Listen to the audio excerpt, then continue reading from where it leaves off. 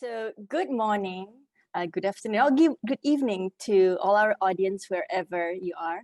Welcome to the IMF Regional Economic Outlook for Asia and the Pacific.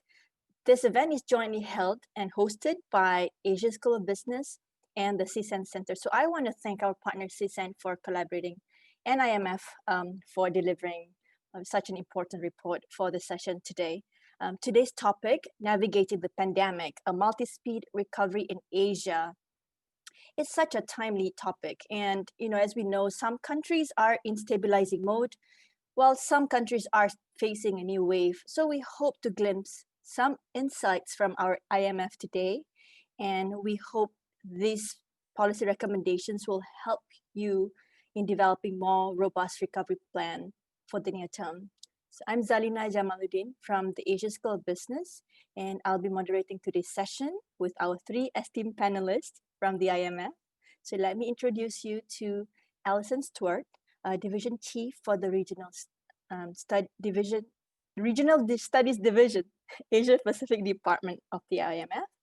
Anthony Tan Chia Kiat, Senior Economist in the Regional Studies Division, Asia Pacific Department of the IMF.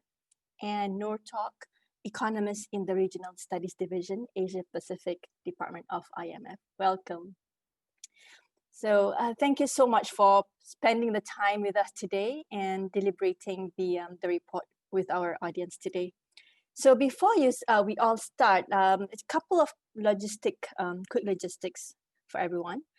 Today's agenda will cover 3 parts of the report. Each section will be presented by our panelists for about 20 minutes and will be followed by 10 minutes of the Q&A.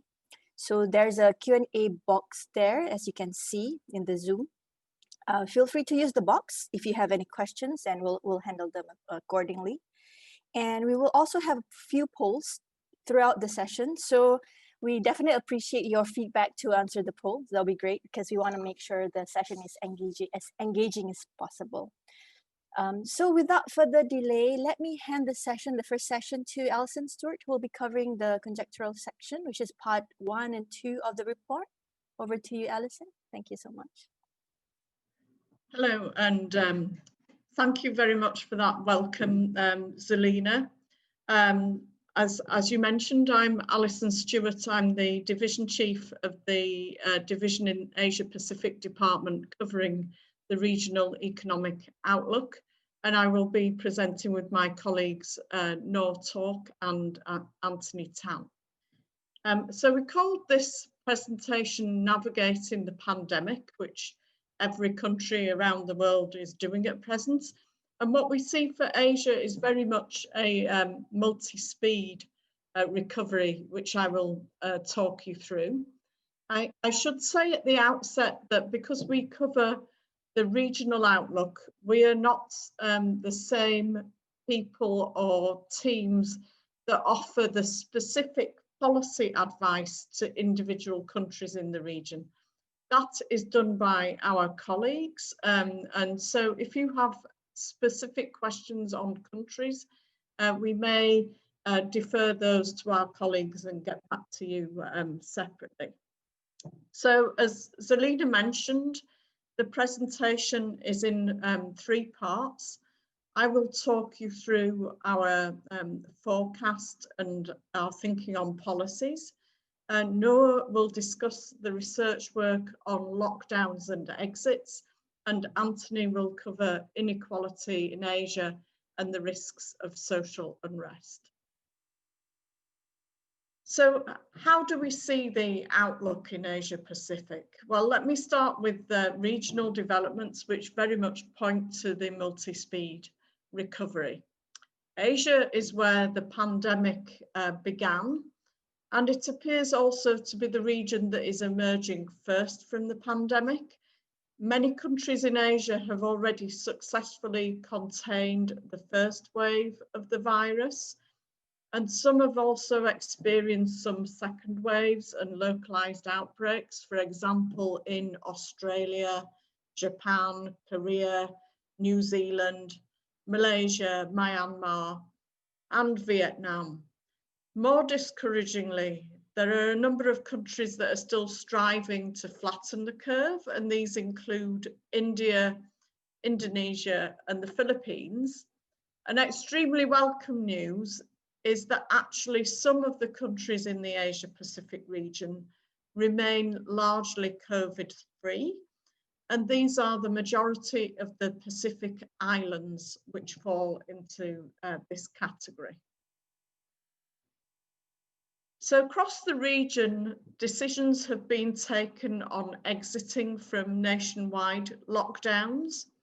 And we've seen this proceed at different speeds, which reflects differences in the progression of the pandemic, with some countries having retightened restrictions in response to second waves, for example, Korea and Australia, and opening up different sectors at different rates.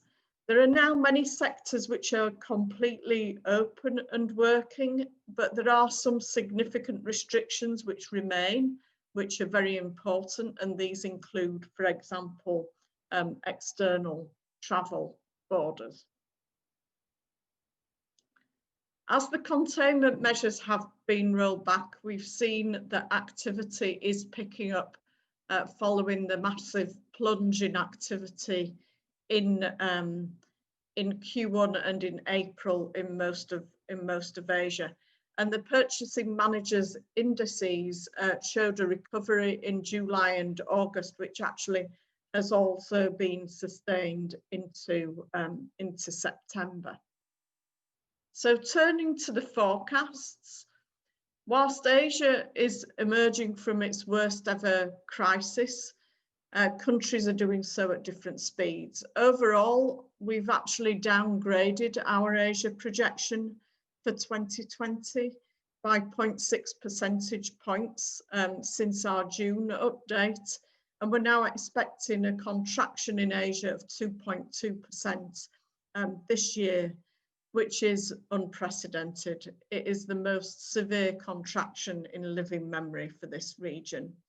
But behind this, a downgrade is really a downgrade in performance by some key emerging markets, particularly India.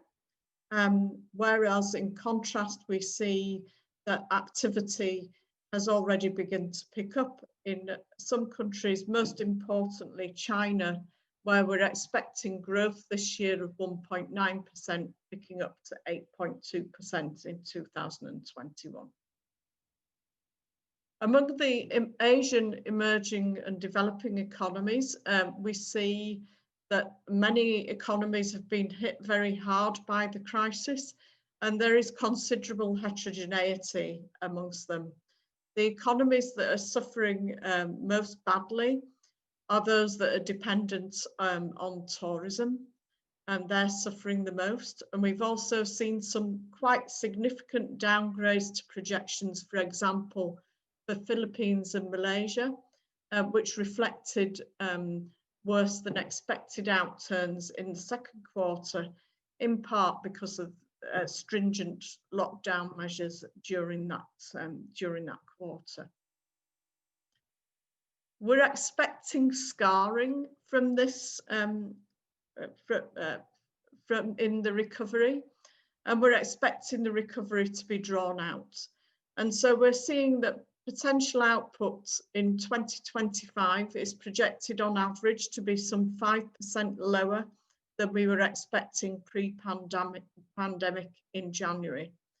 And the extent of scarring also varies across countries, depending on their dependence on sectors like tourism, for example, depending on the policy response, and also depending on structural factors such as an economy's ability to shift resources among sectors effectively. Macro policies have shown a lot of support during this crisis, and announced fiscal support is large in scale, and Asia has pulled its weight compared to other regions of the world in terms of policy support. and it's most sizable for the advanced economies.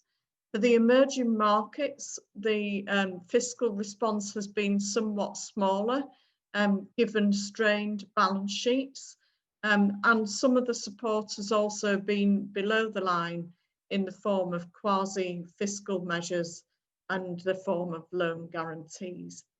Monetary policy has also responded, both with policy rate cuts and also liquidity injections, and actually some use of unconventional policies amongst some emerging markets.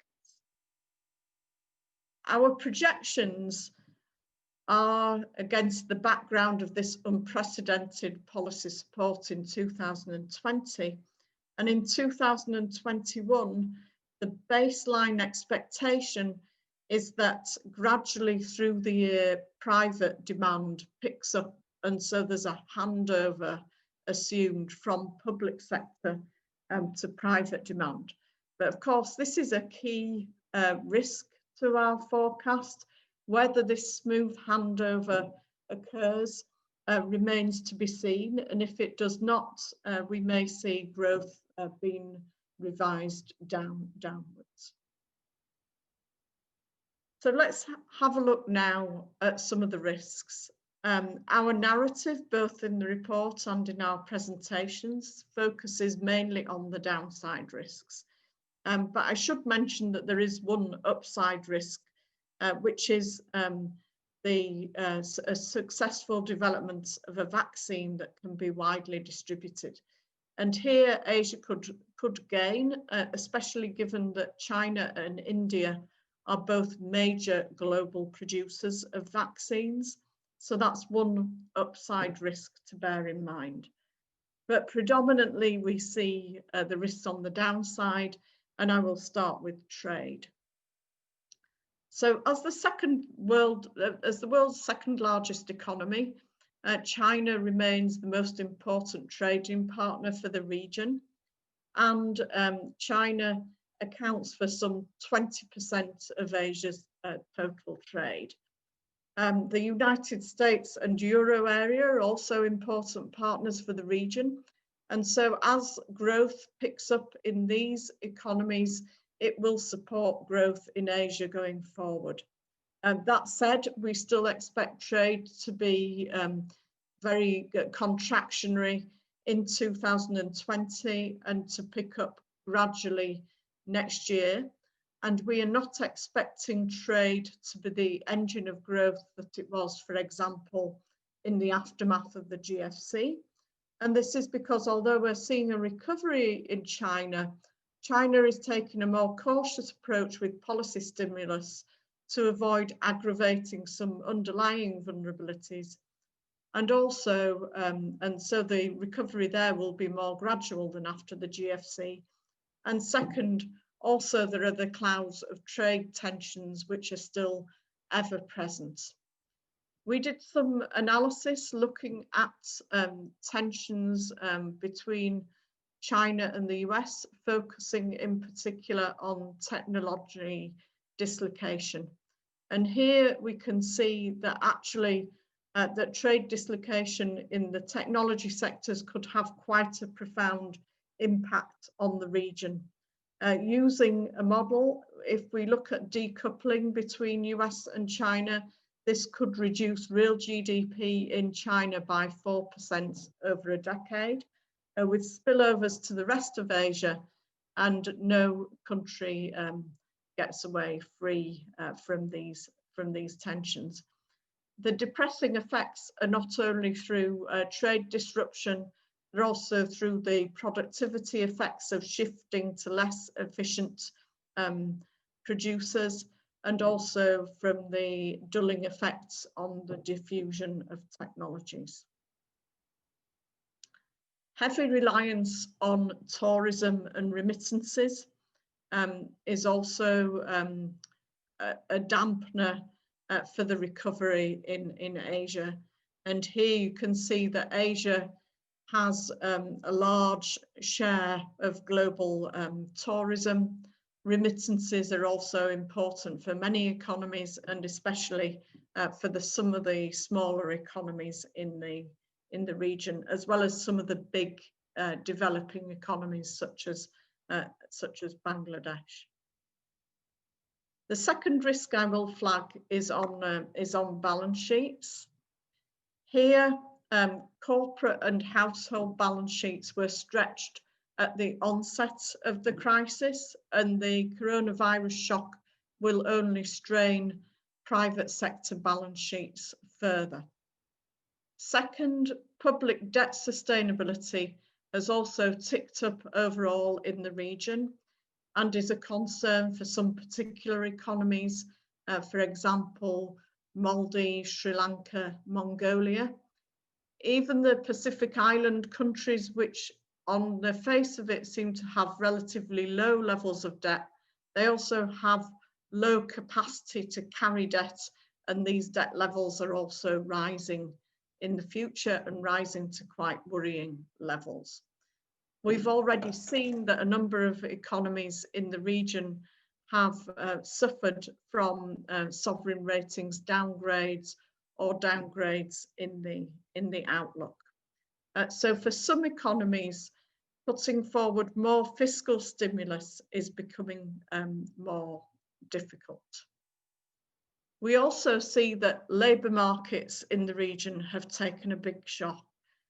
Anthony will speak to this later. We've seen the biggest impact on the vulnerable sectors, especially women workers and also youth workers in the region. And we're expecting that inequality, which was in any case rising before the crisis, will continue to rise in the aftermath of the shock and could potentially become a big sticking point for the region. So what do we recommend in terms of policies? Well, first and foremost, the continued focus on healthcare and containment is absolutely essential. In order to have a healthy economy, one needs to be able to keep a lid on the virus. And here we have seen that Asia has done well so far in terms of being able to track and trace. In particular, countries like Korea have very successful systems, and countries like India have massively ramped up their testing in recent months. So keeping this going and investing in healthcare systems and also preparing for the eventual successful distribution of the vaccines is very important. And here also there may be scope for regional and multilateral cooperation. Second, targeted fiscal support has been helpful. This is something Noah will talk to. We found that countries that implemented and announced high levels of fiscal stimulus during the first wave of the virus saw a lesser dip in industrial production after the shock. We also find that countries where containment and mobility are kept low, they've had a bigger impact as well.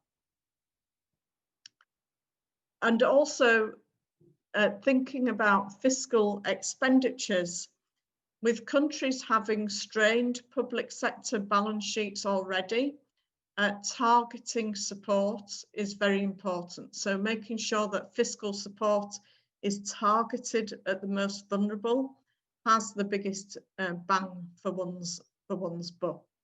What we've seen is that countries across the region have done a variety of things to try and assist the vulnerable, for example, through enhanced unemployment benefits and cash transfers.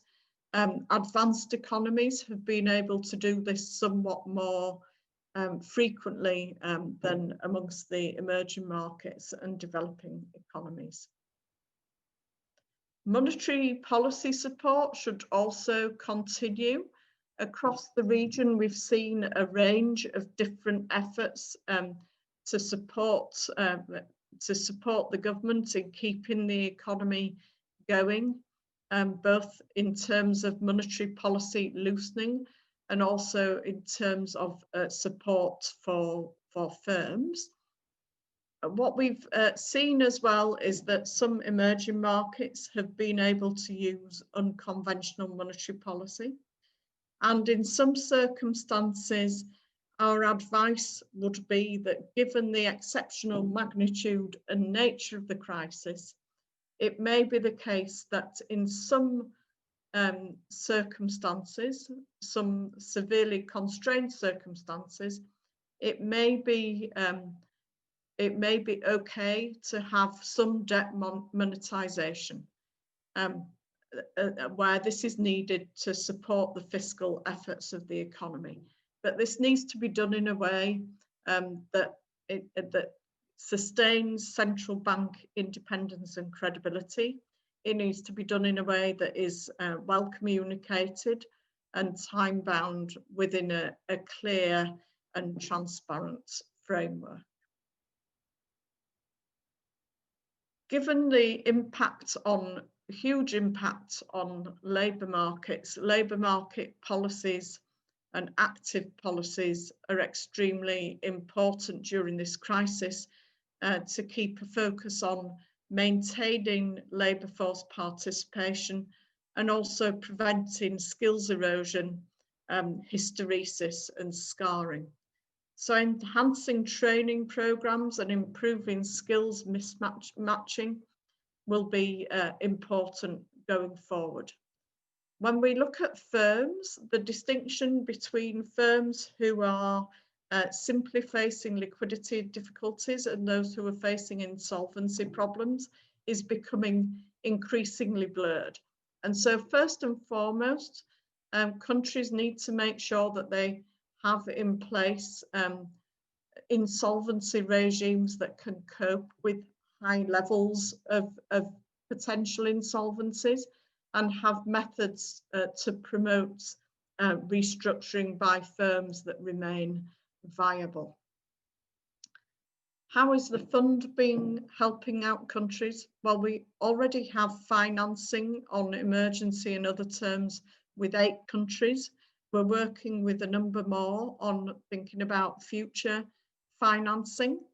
We're also beginning to resume our Article 4s for a number of countries, and that is a mix of countries across the region, ranging from systemic, less developed countries, emerging market countries and small states.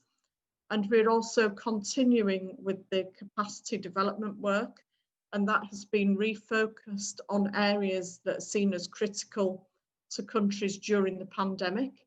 Much of this is also being conducted virtually, but we are also reopening 2 of the training centres and taking advantage of travel bubbles that have emerged in the region. So to summarise, we see a multi-speed recovery in Asia. The pandemic seems far from over, and we see the downside risks as being large. We do feel that policy support will be needed until the recovery is entrenched. And so we do see that there may be risks of prematurely exiting from fiscal support. And we say that again against the background of rather stretched balance sheets. So fiscal policy needs to be targeted, focused on healthcare and containment, and also on areas of public spending that can help the labour force. Maintaining supportive monetary policy will be important, and it's important in these circumstances for fiscal and monetary authorities to work together. There are risks from strained private sector balance sheets as well, which will need to be monitored. And it's imperative to think also to the future whilst adopting policies today to see how we can reduce the extent of scarring, promote the reallocation of resources across types of activity, and hopefully help to promote a greener recovery in the future. So I'll leave it there. Thank you very much for your attention, and I'll now stop sharing the presentation and move forward with the poll and then questions. Thank you, Alison. So now we'll start the poll for the first section. So the question is, yep. So I was just going to say, so the question here is, we'd be really interested to know from on the ground in Asia, whether you agree with our projections, whether you think we're too optimistic, about right, or too pessimistic. Because we're sitting here in Washington, DC, but you're on the ground in the region.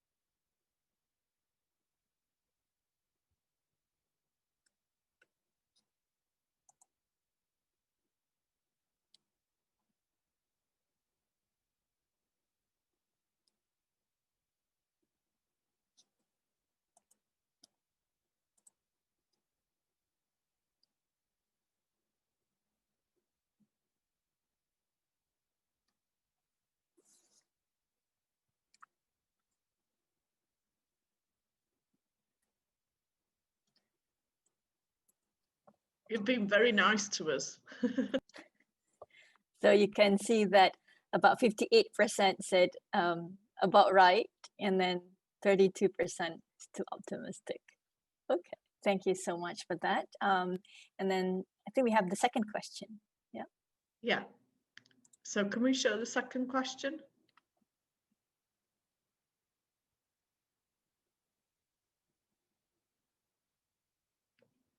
So here we wanted to ask us what you see as the top risks for the Asia Pacific region. I've talked you through a few, but you may have other risks, or you know, or you may weight them differently from us, and we'd be interested to hear that.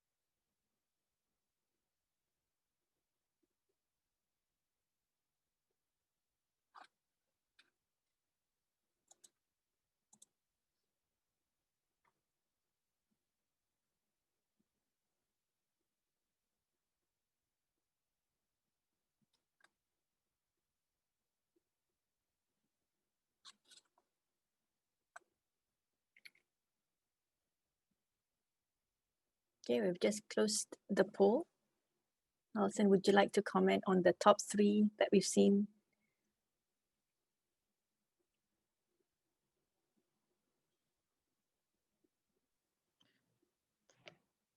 Yep, so there seems to be a range of different views, but you do see the pandemic impact on the most vulnerable as a key issue, with 46% of you saying that that's an issue, and I agree.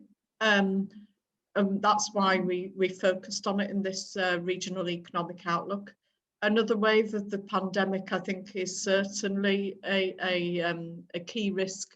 One thing I'm maybe slightly surprised by is the is perhaps the lower weight that you would give to the to trade tensions, for example.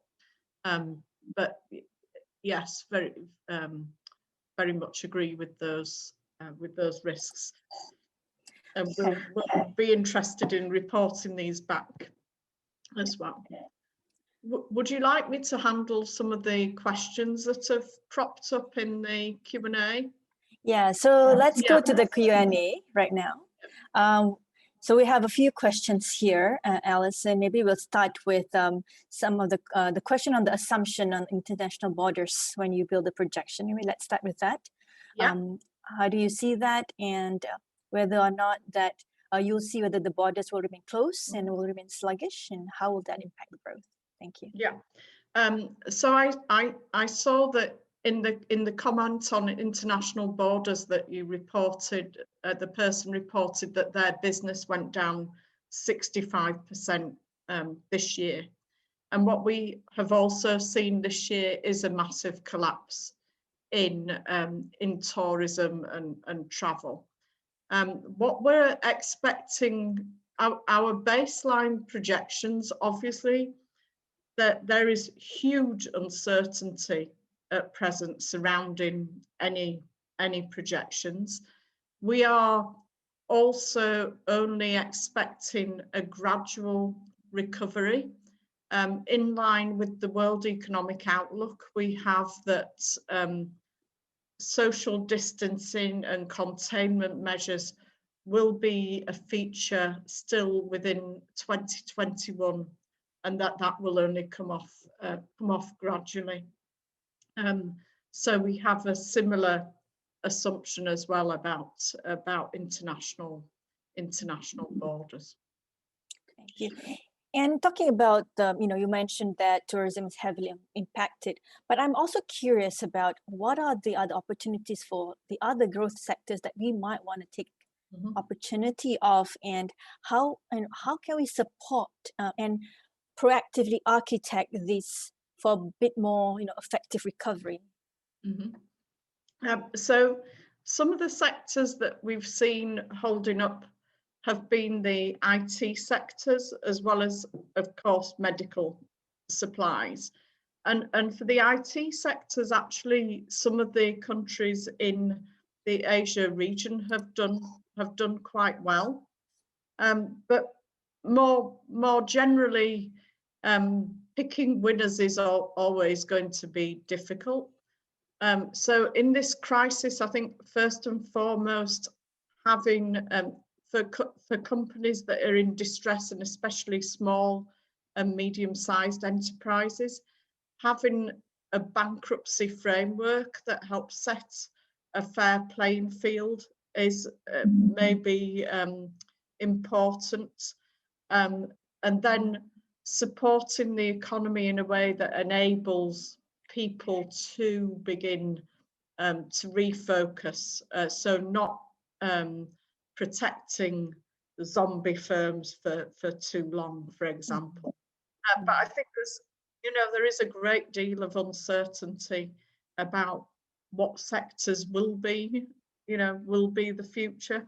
But to the extent that countries can think about, are there ways of promoting a green recovery? That's something that the IMF has been discussing. We have been discussing internally, and is also discussed in the World Economic Outlook as well.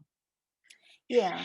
So bringing that, there's a question here on what do you mean, and can you elaborate on the promoting green and inclusive growth in presentation before we move on to the next section, Alison?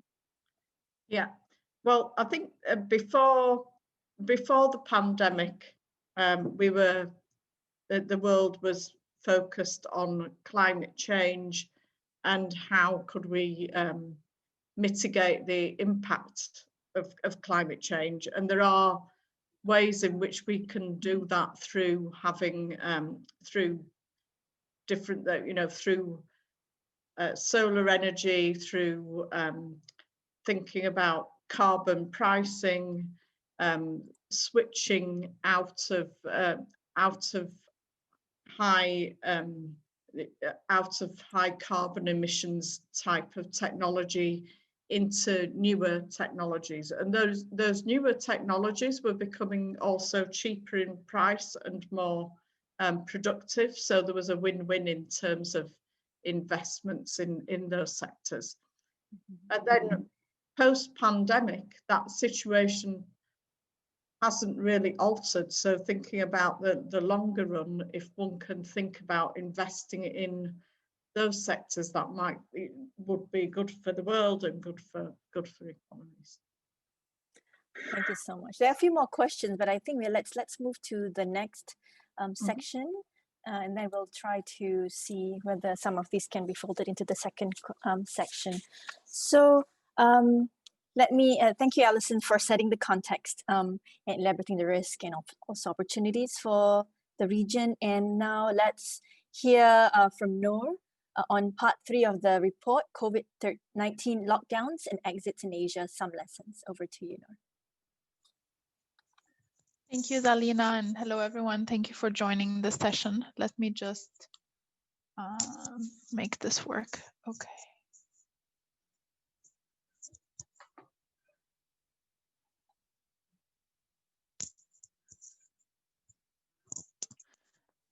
How's everyone? Can you see my screen properly? Is everything? Yeah. Okay, now, perfect. Can you do a slide presentation view? Maybe it can be bigger. I think this is full screen mode, so okay. I don't know. Let me see. Read mode. No, this is smaller.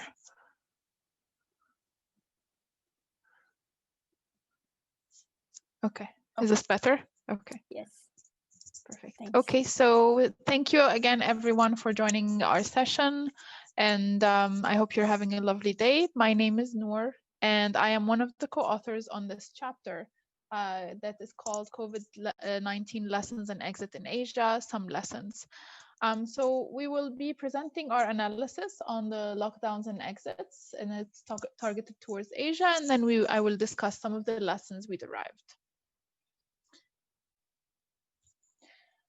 So what we did is that we estimate the impact of containment measures on COVID-19 infections and also economic activity.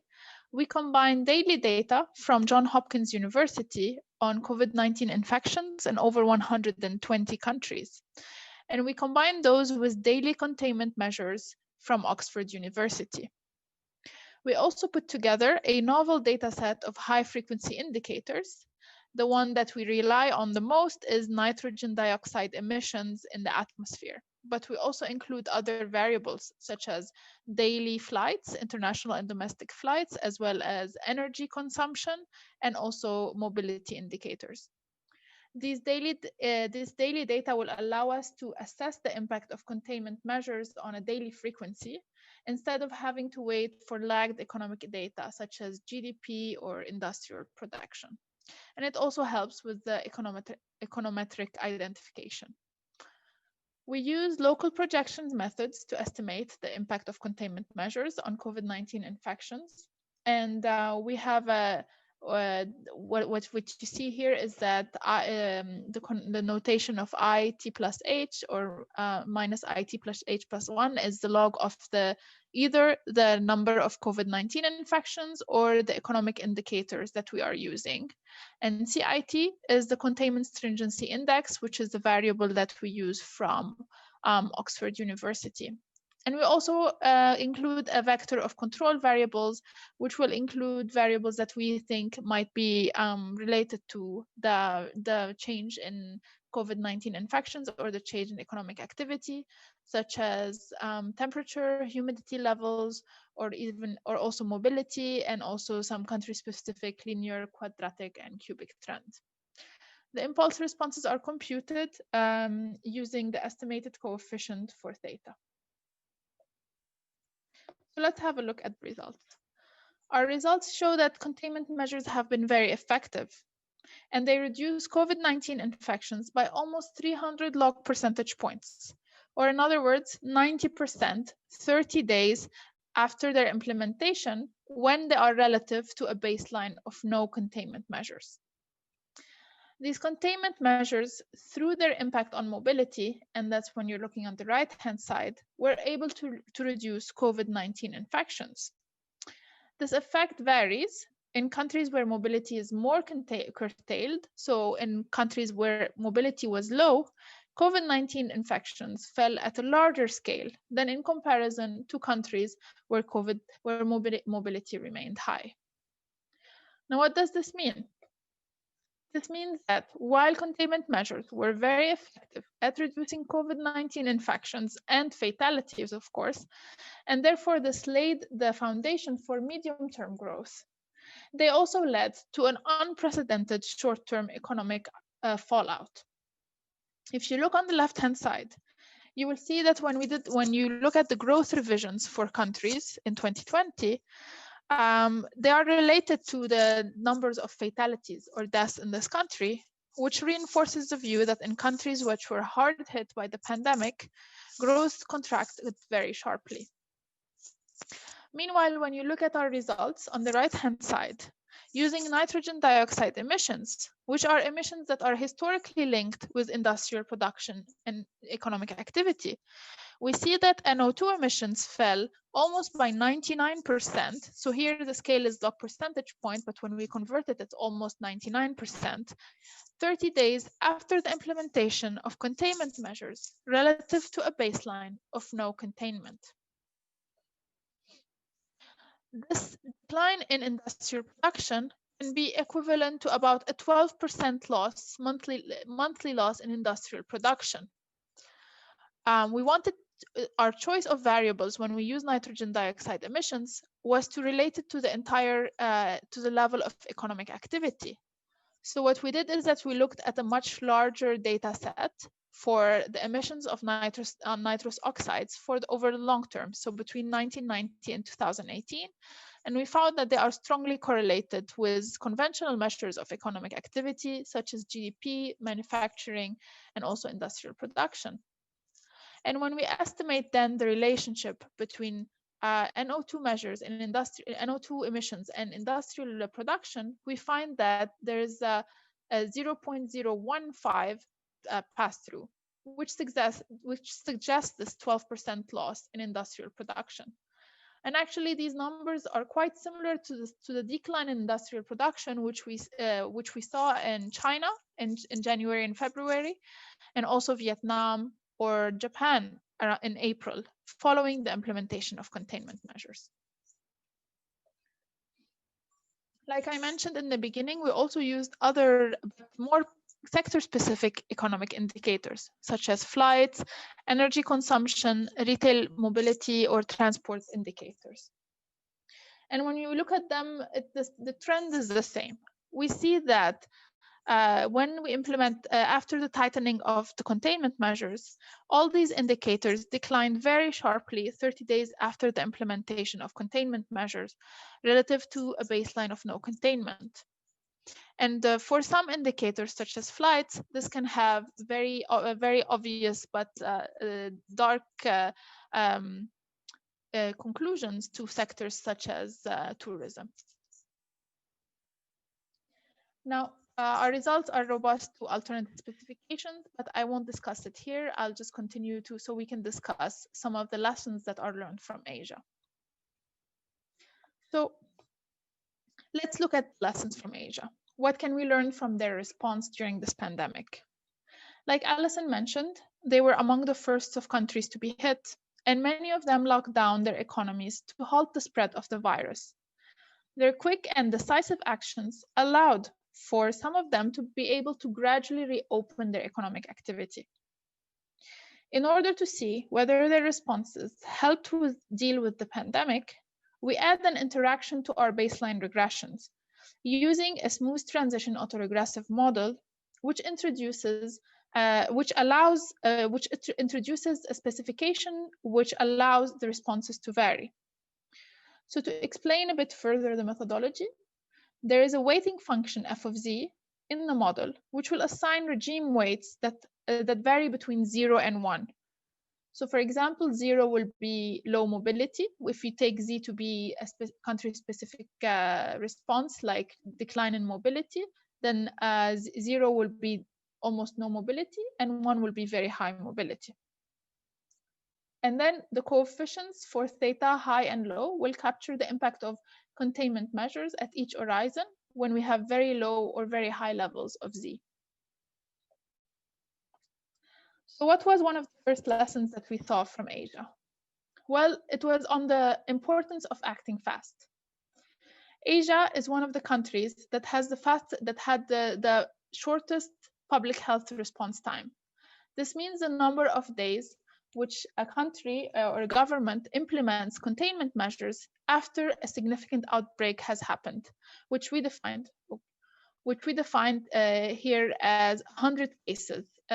You pass the threshold of 100 cases, and this is consistent with a lot of the epidemiological literature. This may be related, the reason why Asia and the Pacific region acted fast may be related to Asia's previous experience with past pandemics. Oh, why do I keep? Oh, sorry. So using the methodology that I just introduced from the slide before, we interacted the public health response time by introducing it to our regression. What we find is that countries that responded very fast, that it means that they implemented containment measures shortly, the impact of containment measure was much higher than in countries that implemented containment measures slowly. This means they had a delayed response. In fact, you can see that when you have a slow public health response time, the impact of containment is almost non-significant. And this speaks to many countries in the region, such as Vietnam, for example, where cases were introduced where there was no fatalities, or in New Zealand, where containment measures were stringent and locked down and tightened quickly only days after the cases were increasing and cases were still in single digits. This also has economic consequences. If you delay containment measures, and here we use we use model simulation, and this is based on the susceptible, infected, recovered, and removed model, which was extended by some of our colleagues. It also emphasizes the importance of acting early. So when you look on the left-hand side, you see that when containment measures are delayed, infections will increase. The number of infections will be significantly higher. This means then this has economic consequences. So when you look on the right-hand side, the depth of the economic contraction, and you can see here we have a delayed response in red. So the depth of the economic contraction is more pronounced. And the reason is when there are raging infections or a really high number of infections, then there are large negative externalities with economic activity. So even if containment measures are eventually introduced, this delayed response will still lead to higher fatalities and economic losses. Now let's look at lesson 2. Lesson 2 talks about the importance of placing strong testing and tracing policies to avoid a second wave of infections. When we look at strong testing and tracing policies, like the ones that were, for example, implemented in Korea, and along with some targeted lockdowns, they appear crucial for avoiding a spike of infections when containment is eased. On the right-hand side, you see that the rise in the number of infections 30 days after easing of lockdown is not statistically significant when countries that have strong testing and tracing policies at the time of exit. But this is a sharp contrast you see to countries that had weakened testing and tracing policies. The number of confirmed cases 30 days after the relaxing of containment measures are even higher than average. Now, Asia seems to have done well again. The testing and tracing policies at the time of exits have been generally high, and this might explain Asia's relative success in restarting the economies without encountering a large spike in the number of COVID-19 infections that we are witnessing in other countries. The third lesson is related to getting the timing of the exit right. The results in this slide indicate that countries that eased lockdowns when infections were very low, well, they witnessed a significant increase in mobility. Mobility here for us proxies the relation between the individual behavior and the fear of getting infected. So when mobility increases, which may signify that there is a less fear of being infected, this also means that there will be greater economic activity. And in contrast, in countries that started reopening their countries when the number of infections were still high and increasing, mobility did not increase significantly, and also economic activity does not. This points to a lack of confidence and the fear of a second wave of infection. Again, when you look at the chart on the left-hand side, you see that in Asia and Pacific, and the Asia and Pacific region, in general, countries in the region have the lowest number of cases at the time of exit, which is a very good indicator for economic activity or for future economic activity when containment measures are being eased. So like I said, premature exits can make the situation worse. So when we look at, as I explained in the beginning, we deduced that there is a relationship between nitrogen dioxide emissions and also industrial production. So when we use this relation and we look at the number of cases at the exit, when number of cases are still high versus the number of cases that are still low, we see that we see that there is still loss in economic activity, or there is no rebound in economic activity when there are still a significantly high number of cases at the time of exit. However, when you see a low number of cases at the time of exit, industrial production 30 days after reopening of the economy actually rebounds to strong level. And this is also supported by the model simulation. So they illustrate the model simulations are illustrating a dire consequence of exiting too early or before the pandemic peaks. So you will see that because the early exits will lead to a significantly higher number of infections and fatality, this will plunge the economy into a second recession and weaken the medium-term recovery. So what can countries do? Well, the last lesson is about taking actions. Governments can mitigate some of the costs of containment measures by using supportive macroeconomic policies. And this is lesson 4, use macroeconomic policies to cushion the blow. When we look at the results from our analysis on the left-hand side, we estimate the losses in industrial production from the decline in nitrogen dioxide emissions that were caused by the tightening of containment measures. They suggest that in countries where high fiscal stimulus measures were used, losses in economic activity were partly mitigated. In contrast, economic losses were much larger in those countries that provided limited fiscal support. And the same seems to hold for monetary policy. In countries where central banks significantly lowered their interest rates, losses in economic activity were also partly offset. However, economic losses were much larger in countries where smaller policy rate cuts were implemented. But on the right-hand side, we take a closer look also at the role of fiscal policy during the COVID-19 crisis. We study the impact of the announced fiscal stimulus measures in almost 40 countries since the beginning of the pandemic. We find that fiscal measures have a positive impact on economic activity, but this impact can vary depending on a country's characteristics. For example, in countries that have more closed economy, the impact is larger because any additional demand from, for example, the fiscal expansion is less likely to be leaked out through higher imports. Also, the impact of announced fiscal measures is more significant in countries with low debt levels. This is because the economic agents in that country are less likely to become concerned with the increase in debt in the near term.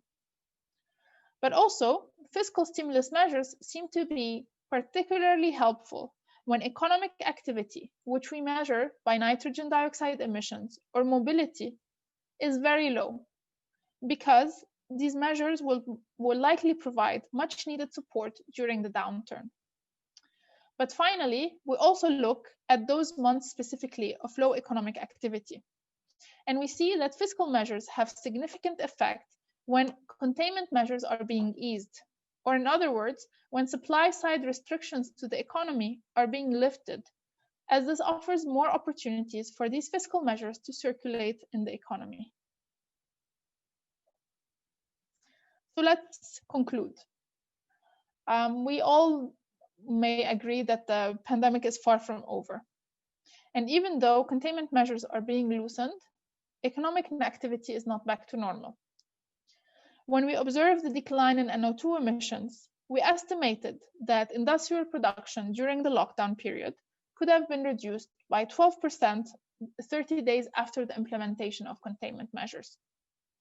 However, when we estimate the rebound in economic activity 30 days after the relaxing of containment measures, we estimate that only about half of these losses were recovered. So industrial production rebounds by about 6%. This implies that scarring from the COVID-19 pandemic is already evident in the weak economic recovery. And this can be explained by many factors, such as the changes in individual behavior that are associated with the fear of being infected, but also the other containment measures that remain in place to maintain social distancing and to reduce contagion. And so going forward, it is very important to limit the scarring in the economy and lay the foundation for medium-term growth and a stronger recovery. The lessons learned from Asia can be particularly helpful and useful going forward, especially, and I will go through over them quickly. Lesson 1 is to act fast, to flatten the pandemic curve. Lesson 2 is to put in strong testing and tracing policies to limit the risk of a second wave of infections. Lesson 3 is getting the timing of the exit right. And lesson 4 is to continue to use supportive macroeconomic policies, as they can help reduce the cost of containment and they can sustain the economic recovery. I will stop here and take questions. Thank you. Thank you, Noor. Before we take any question, maybe we can do a very quick poll. We only have one for the session, and then we can then take a few questions from the Q&A box. Thank you. Sure. Let me just stop sharing.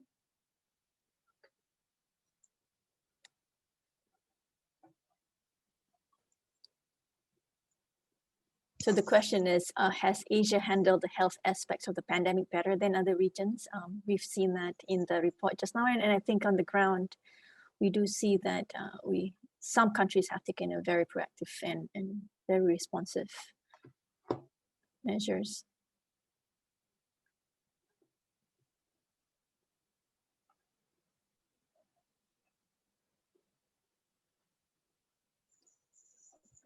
I see it's an overwhelming yes. It's overwhelming, yes. So let's go to the Q&A box. There's I want to bring back to the discussion on potential vaccine, right? Has that been included in the forecast, and maybe this can be taken by any of the panelists here, and whether we know, are we certain that vaccine can be produced for the region very quickly, and how does that gonna pan out? Yeah, I can take this if you like. So what we've assumed in our World Economic Outlook forecasts and in the Asia Pacific forecast as well is that there's only gradually a decline implementation of vaccine. One of your questioners actually asked if we showed any scenario analysis, and there is a scenario analysis in our World Economic Outlook, which has an upside shows two alternative scenarios.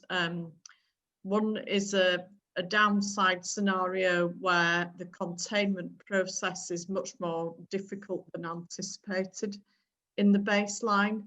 And the upside scenario is that, that all dimensions of the fight against the virus go well and better than assumed in the baseline.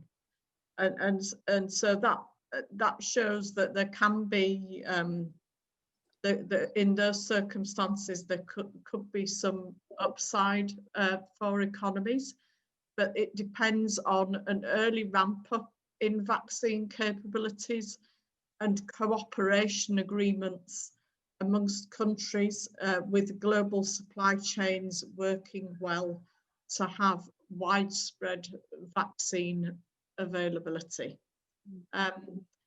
That would then allow activity in all the contact sectors to get back to normal more quickly than we'd assumed in the baseline. And the details of this are covered in box 1, which is pages 28 to 30 of the World Economic Outlook. Maybe later we can share the link of that that report with the audience. Thank you. There's also a question on the chart. So from Ole, Noor showed 4 charts of on the responses going down with no sign of recovery at day 30. So what happens after day 30? So do the impulse responses keep going down, or?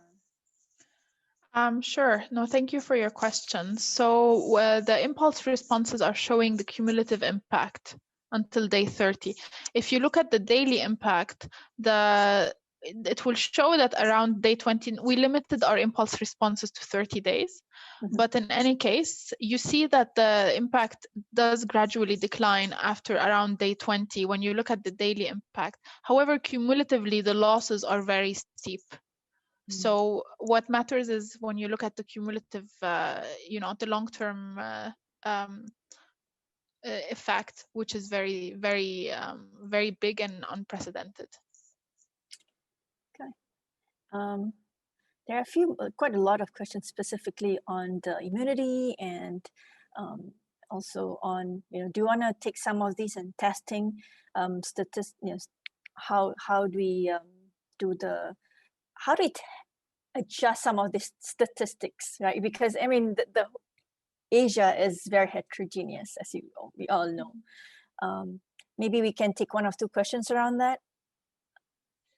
There's this one here that talks about, are the testing statistics adjusted for varying coverage in countries? Of course, yes. Yeah. Yes, so of course the testing statistics are standardized across countries and we use the same source. And again, what we're looking here is we're using this interaction terms. We're using the STAR model. It's the smooth transition autoregressive model, which will create weights. It will assign weights for a country characteristic. With, for example, here high will be a high testing trace. It will look at the country and it will assign at its testing and tracing policies, for example, and it will assign a high weight for countries that do test higher than the median and low weight for the countries that don't. And so the results show that for countries that place strong testing and tracing policies, and especially at the time of exit, you will see that there is a rebound in economic activity, and also there is a minimization of the risk of a second wave of infections. Thank you. And I think last one before we move to Anthony. So again, going back to the backdrop of very heterogeneous conditions and economic and social conditions of each country, how can we learn from the lessons so far, and how can we as countries avoid premature exit? I think that's a very good question. So thank you. So to avoid a premature exit, we stressed it in the presentation. It's important to exit when the new cases are low, and also when you have strong testing and tracing policies put in place. These 2 conditions, so these are lessons 2 and 3 from Asia. These 2 conditions will pertain that there will be a rebound in confidence and mobility. And then the last, it's not related, but to the premature exit, but also to continue to use supportive macroeconomic policies, even though if you enter your exit, because economic activity needs to be sustained to limit scarring. Thank you. Thank you, Noor. And it's very clear, the data shows that we do have to complement all this containment with the very supportive macroeconomic policy. So let's move on to Anthony on the third section. Anthony will be covering the last chapter, which is called the COVID-19 and Inequality in Asia, Risk of Social Unrest. Over to you, Anthony.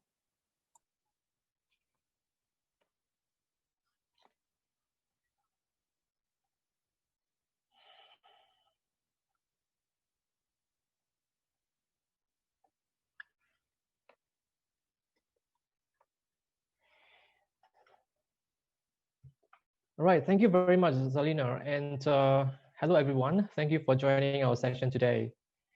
On behalf of the team, allow me to present the second analytical chapter, which is on COVID-19 and inequality in Asia, risk of social unrest. This is the outline of the presentation, which consists of 5 subsections. Before going into the main findings, allow me to highlight 4 key messages. First, inequality has steadily increased in Asia, even before the pandemic, and more so as compared to other regions. Second, the crisis is likely to amplify inequality further in the medium term, including via an acceleration in automation. Third, what this means is that there may be negative consequences for social stability. And fourth, redistributive policies are key in preventing such consequences while helping to save lives. Let's look at the key inequality trends in Asia before the pandemic. First, we note that since 1990, the change in Asia's income inequality, that is the delta, was the highest, shown on the left chart, reflecting the sharp rise in inequality in the most populous countries in Asia. Second, we observe also that Asia's growth incidence curve shows that unlike the 1980s, income, or another measure is consumption, has grown relatively less for the bottom income decile since 1990. This means that the top 10% of the income decile has benefited disproportionately, shown by the red line on the right chart. Third, from a gender perspective,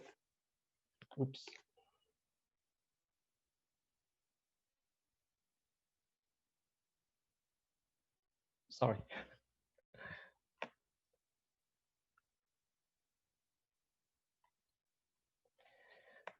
So third, from a gender perspective, men continue to make up an overwhelming majority of top income earners globally. Asia ranked the second highest in terms of gender income gap, which is shown on the left chart. The gender income inequality remains persistent in Asia, partly because it is rooted in culture and tradition in some countries that prevent women from having equal access to education and employment opportunities. The chart on the right shows Asian EMDEs ranked in terms of youth not in education and employment. While it is not shown here, the share of female youth accounts for the largest share. The fourth observation is that Asia is also amongst, in terms of rank, the highest share of informality as compared to regional peers. Informal workers, as we know, are twice as likely as formal workers to belong to poor households. So what this means is that given the limited distributive income policy in Asia, shown on the right, vulnerable households in the informal sector will be the most disadvantaged in the event of shocks, given that they are the hardest to reach. Apart from inequality of outcomes, Asia is also confronted with inequality of opportunities. Here in this slide, we show the inequality of opportunities in accessing education, health, and financial services. Such inequality of opportunities, if continued to widen, not only preserves inequality of outcomes, but also perpetuates social divisions. Now let's look at the likely effects of the pandemic on inequality in Asia using high-frequency labor market surveys. In this section, we will identify which types of worker industry that are more impacted by the pandemic, and where available, we compare that with the impact during the GFC. So as mentioned by Alison, this is where we saw that Asia's labor market conditions have deteriorated markedly, more so than during the GFC. The aggregate effects on employment rate were negative across the board as aggregate hours worked declined. As a result, unemployment rates surged and labor force participation plunged. The first sign of scarring effects.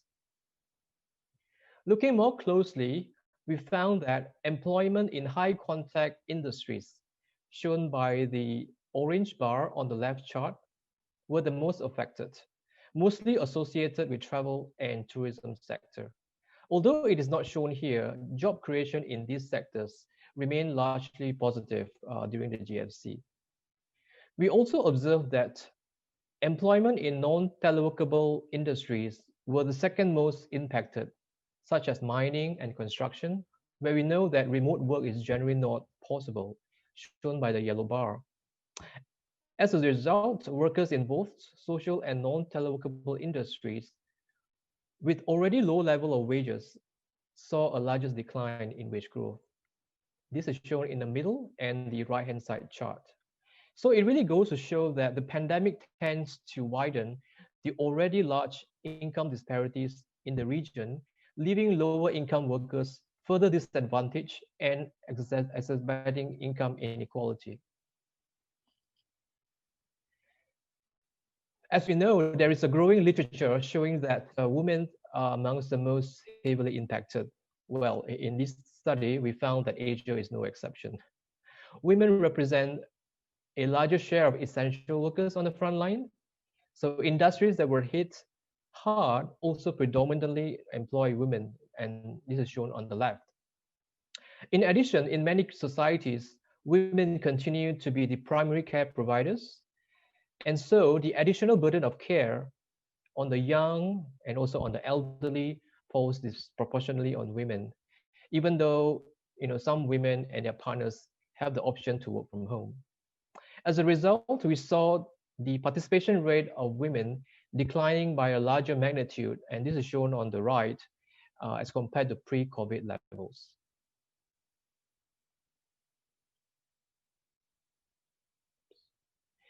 Looking at the age dimension, youth experience sharper job losses as compared to other workers during the pandemic, and this is shown on the left. In addition, in many societies, in addition, Asia has one of the highest share of youth not in employment and education, as we saw previously, and the crisis has shown that typically youth are typically the most vulnerable to worsening economic conditions.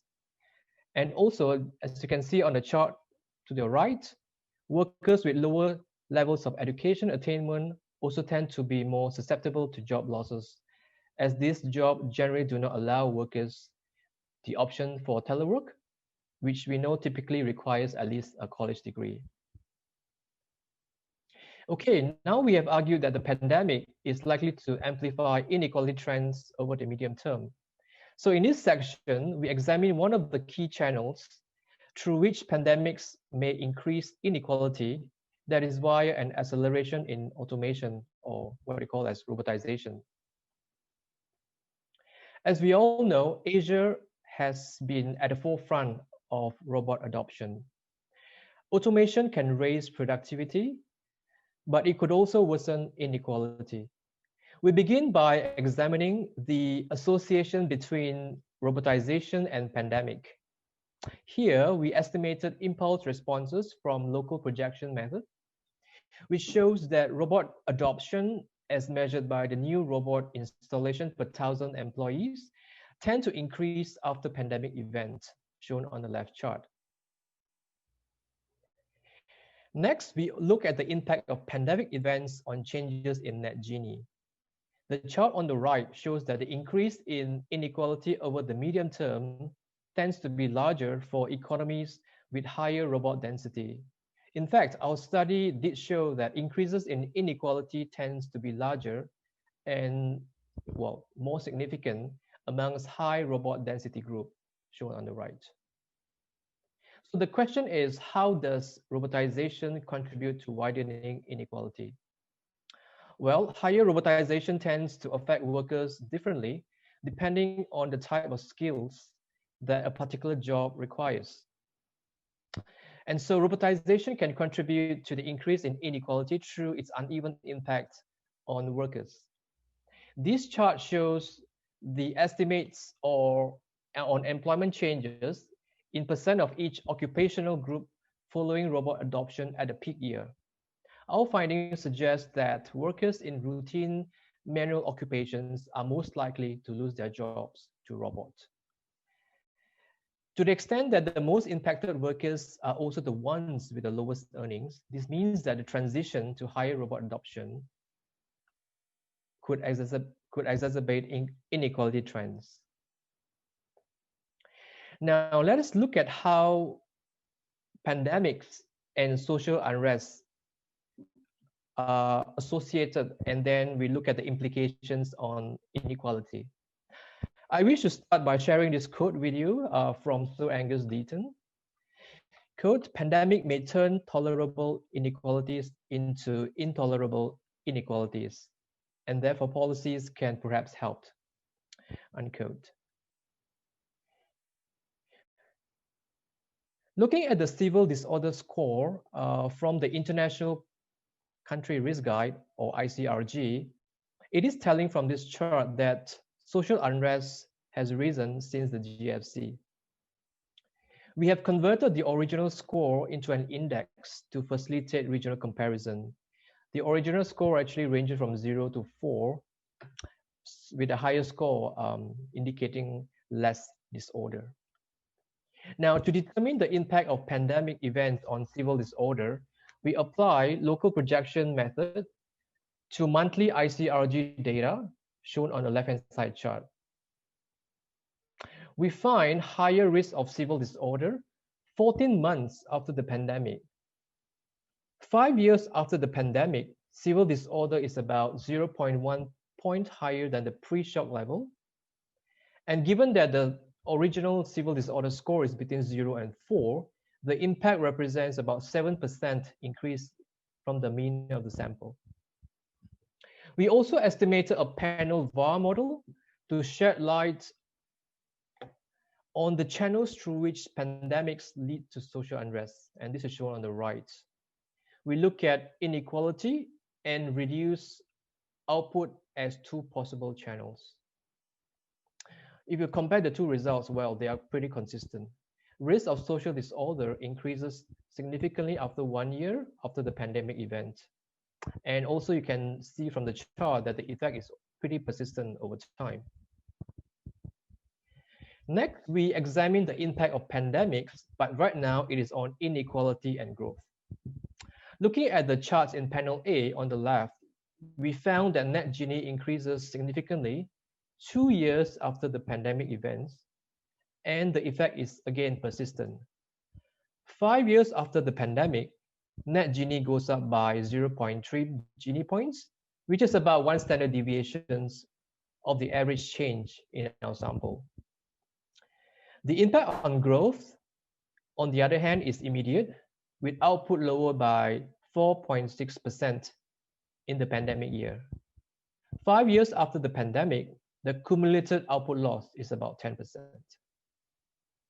Now, having established the association between pandemics on inequality and growth, we examine next the impact of higher inequality and lower growth on civil disorder. The charts in panel B and C on the right indicate that the risk of civil disorder increases significantly after a 1 standard deviation increase in net Gini. The risk also increases substantially after a negative growth shock. Again, the effect is persistent.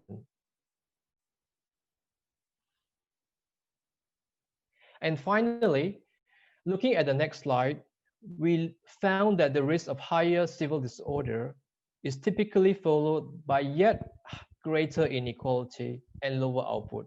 Hence, this completes the entire vicious circle, which we have summarized in this circular diagram. Now we go a step further by asking ourselves, is there a certain threshold in which further increases in inequality will have significant effect on social unrest? As shown on the left chart, we found that the effect on inequality on social unrest is stronger when income inequality is initially high. So the impact is stronger when net Gini, the initial condition, it is high. So in other words, the effect we found, it is non-linear. So for example, if you look at a Gini score of 40, if the inequality score is below 40, increases in inequality has no effect on social disorder. But when the Gini score is above 40, increase in inequality increases civil disorder. That's one. But the thing is, the effect increases with higher levels of inequality. So this finding has important implications for Asia because 1/3 of Asian economies have a net Gini score of above 40, and this is shown on the right, suggesting potentially heightened risk of social unrest ahead. Okay, so now let's turn to look at some of the policy responses. First, from the fiscal point of view, the ability of countries to respond to the pandemic emergency depended on the amount of fiscal space. Okay, so this slide shows the amount of fiscal spending that Asian economies have implemented to counter the effects of the pandemic, versus the level of debt and fiscal balances at the end of 2019. As you can see, countries with lower deficit and lower debt levels were able to devote resources to combating the pandemic. Second, Asian economies entered the COVID-19 crisis with very different levels of social protection for the poorest. And this slide shows that significant disparities exist, both in terms of coverage and benefits of social protection, therefore posing challenges for policymakers to counter the effects of the pandemic. So generally, we saw that countries with broader social safety nets were generally able to respond effectively. And third, measures to help vulnerable workers and firms also depended on the state of digital adoption. So in this slide, we summarize, according to income groups that is, the policy measures implemented or otherwise in supporting vulnerable households and firms in 27 Asian economies. Couple of observations. Number one, advanced Asian economies introduced targeted cash transfers more than Asian EMDs did. So what this means is that the degree of digitalization likely played a role, helping them to reach citizens in need. Two, for low-income and emerging market countries that introduced targeted cash transfers, such as Cambodia and India, these countries have, on average, higher digitalization scores than those that did not introduce such measures. And three, we observe that less frequent adoption of such measures among EMDEs perhaps reflect higher degree of informality, in the case of providing support to households. Now, as discussed by my colleague Alison and Noor, in this study, we emphasize the fact that targeted fiscal support is key given limited fiscal space. So targeted support really provides greater bang for the buck, both in protecting lives and livelihoods. However, we also discussed that there could be additional and fast buildup of public debt, and this poses risk to fiscal sustainability. For our policy recommendation, we use the seminal macroepidemiologist model by Eichenbaum and others, But as you have seen in no slide, we also augment it with fiscal policy and inequality dimensions that distinguishes between high income, skilled, and low income unskilled workers. It also includes this, what we call as a redistributive fiscal policy, as well as external borrowing in terms of the pandemic bond. So the broad framework of the model is set out in this slide. The model is basically used to perform several comparisons among different sets of fiscal policy measures in time of the pandemic. So this slide shows the pandemic behavior under different income brackets using our model. So you can see that this model mimics some of the features of the pandemic and lockdowns. We found that first, unskilled workers, here is shown by the red line, are more exposed to the pandemic through their workspaces. Unskilled workers with lower income lose more hours as their workplaces were more affected by lockdowns. And this is what we have observed on the ground. And three, the consumption falls more for skilled workers with higher income, given their greater discretionary spending. So we compared targeted fiscal support, that is progressive taxes and transfers, as compared to untargeted support, that is general transfers and no progressivity in taxes. We found favorable effects from targeted rather than untargeted policies.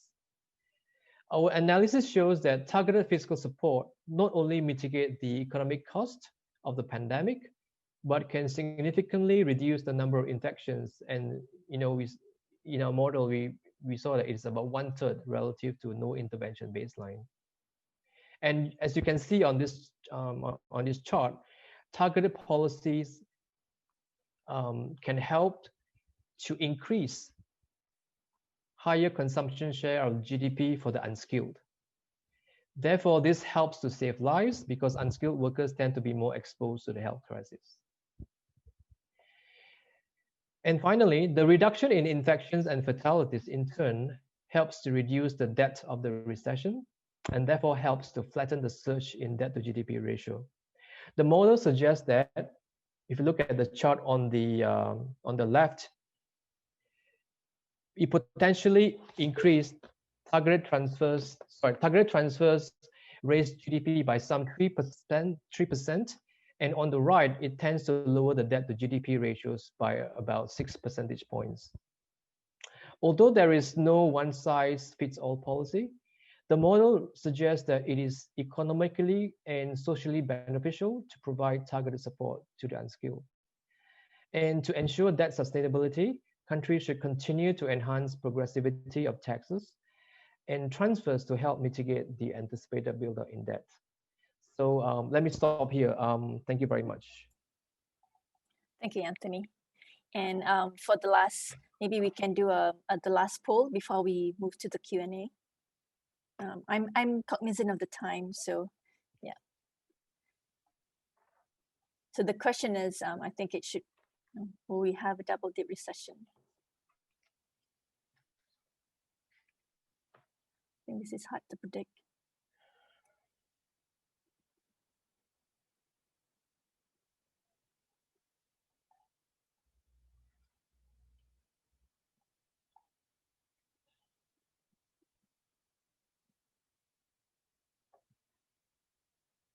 Yep, 52-48. I guess the question is depending on what the conditions are for different countries. So, all right. So I just want to, we have a few more questions here, but since we are short of time, maybe I'll take one or two questions if that's okay. There's a question on, you know, the slide 12 has shown worrying trend. Besides being primary caregiver, it could also signal that female tend to be more vulnerable workforce during this pandemic. So is there any studies done to show about the gender effect in this case?